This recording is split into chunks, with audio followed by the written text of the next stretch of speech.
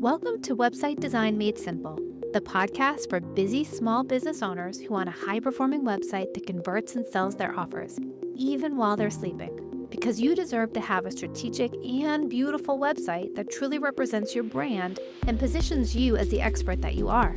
I'm your host, Jenny B., web designer and creative director at Jenny B Designs, where we believe that your website is the one thing that makes you sales and builds your brand at the same time. Ready to say goodbye to a website that you're embarrassed to share? And hello to a money-making, personality-packed powerhouse? Let's head into today's episode. Today we're talking about how to choose a website designer you love.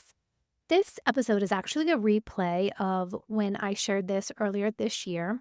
And the feedback on this episode was that people really enjoyed listening to it, not only because I shared ways that you could choose a website designer, but actually you could apply these tips into choosing any service provider that you are going to work with.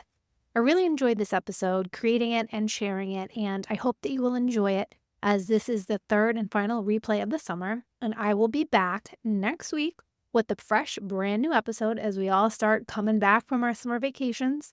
Kids are going to school. I'm getting really excited. And I have an episode on the FAQ page that you won't want to miss. So enjoy the replay for this week, and I will see you again next week.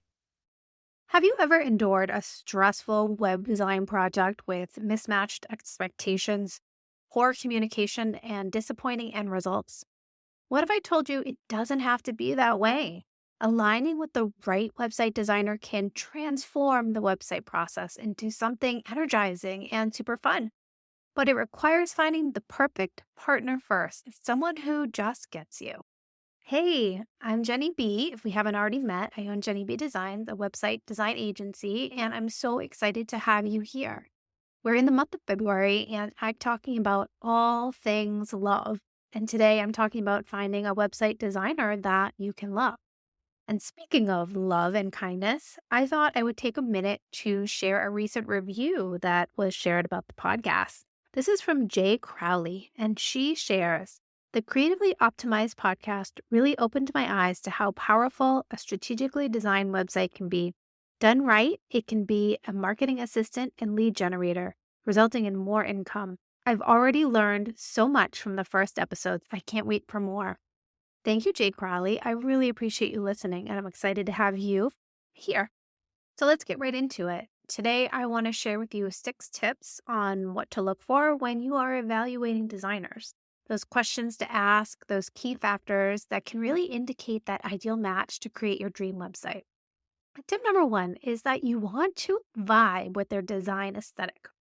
Start by thoroughly exploring your potential website designer's portfolio and current client websites.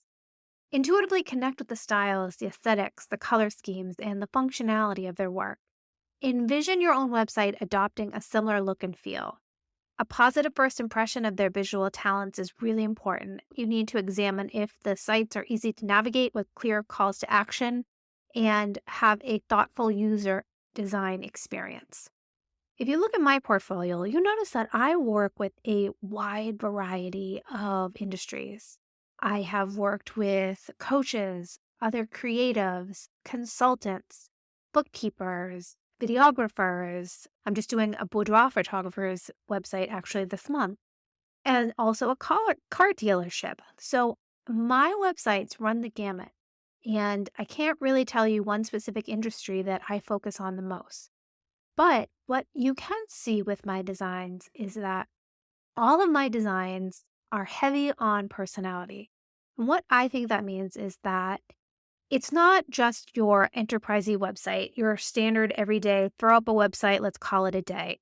I like to infuse the brand's personality, really play into their colors and their logo and, certain things that make their business special. And I like to think that all of my designs are pretty much in the modern and clear realm. I like a design that's really aesthetically pleasing, but also has a lot of space and breathing room and lets the design do the talking. Less is more. It's actually really hard to design a website that doesn't have all the things. It's hard to take things out and to leave more white space and to leave more room. And that's what I try to incorporate with all of my designs. So you can see that they are all different, but they all weave that in between all of them. And I think that when you're looking at a potential website designer's portfolio, you'll notice that they have things that they do over and over within their pieces of art. And so look at that. Do you vibe with that design aesthetic? Do you want that look and feel? And again, it doesn't have to be exact, but you're just going to feel it. And do you want to feel that when you have your website design? Tip number 2, do you align with the person's personality and values? I think this is important. Running a small business, I have values that are really near and dear to me, such as openness and kindness and being a compassionate person and also valuing others' time and energy. And I like to work with clients who align on these values. So, what I suggest that you do is you dive into your potential website designer's social media presence. Get a sense of their personality and their communication style. Do they share valuable web design tips, behind the scene glimpses into what they're doing? How do they interact with their community online? You really want that alignment, not just in services, but also that human to human rapport. You really need to mesh with their preferences and priorities. And look beyond those design posts to see what else they share about their interests and perspectives and values. I used to, when I was on the Instagram train so hard, I used to post about kindness all the time because it was and is really important to me. But look and see what else they post and get a sense of a vibe as they are a human being. Do you enjoy engaging with their content? And could you envision chatting comfortably together as partners? Because building a website is a two-way creative street, and you need to make sure your energies align. So take a look at that and see how you feel about their personality and their values. Tip number 3 is that do they ask you strategic questions? And this specifically pertains to your consultation call. When you have the discovery call, you're getting to know someone. Do they ask you questions about your business, about your goals, about your target audience? A strategic designer will take time to really deeply understand your needs first so that they can provide a tailored solution later. If it's like mostly surface level or just about money or the packages that they have and they don't ask about your broader vision, it may indicate a less customized approach. Listen to their language and their tone as they inquire about your company. Are they curious or is it just, another thing that they're asking just to be polite? And do they bring thought provoking ideas and strategies to the table? Are they speaking with achievable goals or are they just using buzzwords to try and get you into a package? Take note if you feel energized and aligned by the conversation flow. A lot of times on my consultation calls, I have to have a timer going because I like to go deep and ask all the questions. I like to know like everything I can so that I can come up with the solution that best fits your business. So I really have to pay attention to make sure I don't go too deep, but get as much as I need to be able to show you how I can help you.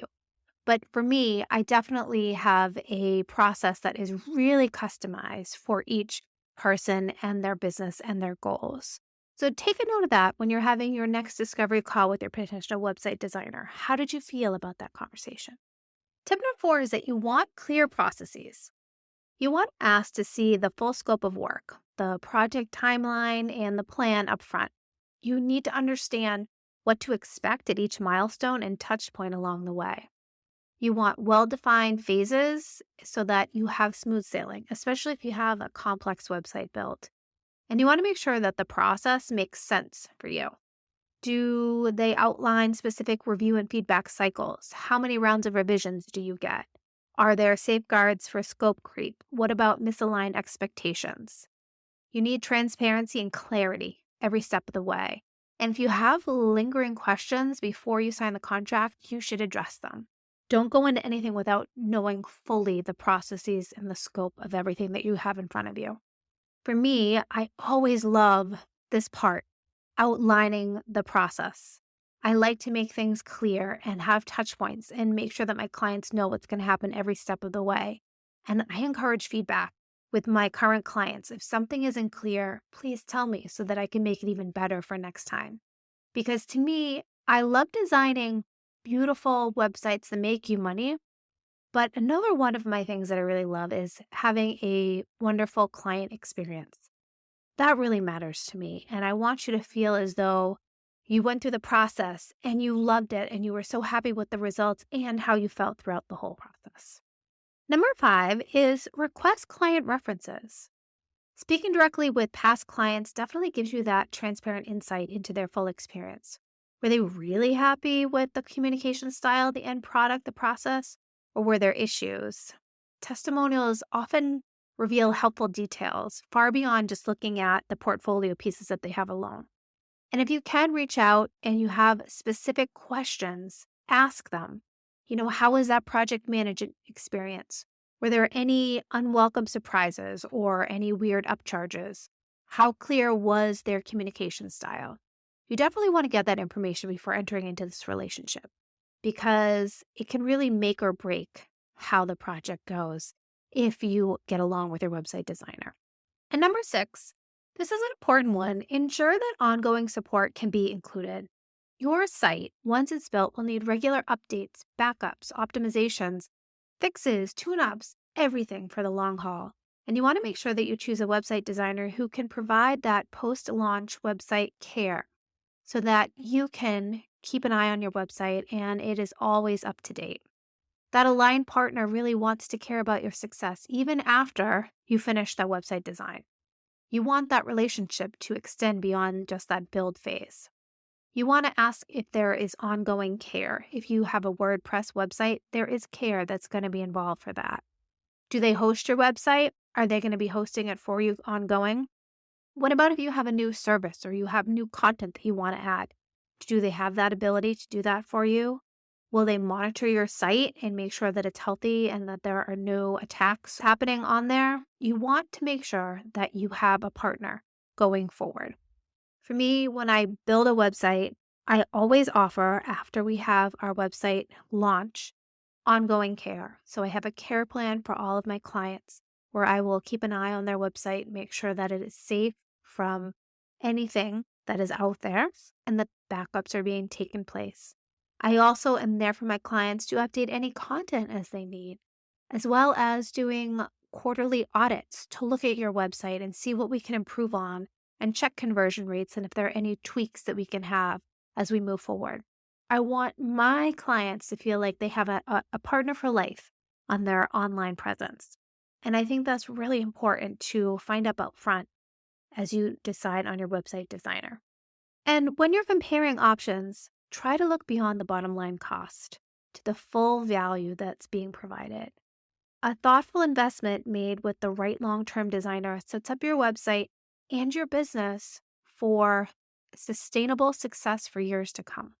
So let's do a quick recap of my top tips for finding your web design soulmate in this month of February. The first one is you want to vibe on their design aesthetic. You want to align with their personality. You want to make sure that there are strategic questions that are being asked of you during the discovery call. Make sure that there are clear processes in place. Request client references. And then ask if there's ongoing support. And when you find that special designer who meets all of these standards, it really evolves from just like that transactional relationship to a true partnership built on vision and trust and care for your business's success.